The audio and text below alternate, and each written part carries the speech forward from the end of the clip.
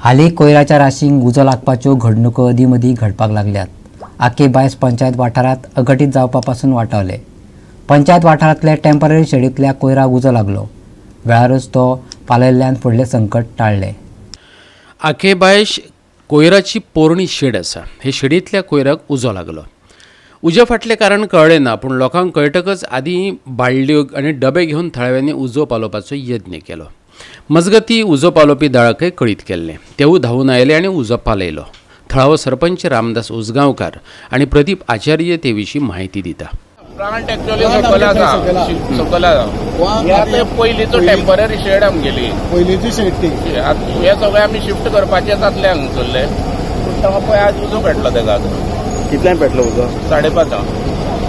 आमच्या पंचायतीचो जो स्टाफ आसलेलो ते देऊन तेणें पळयलो उजो पेटलो तो.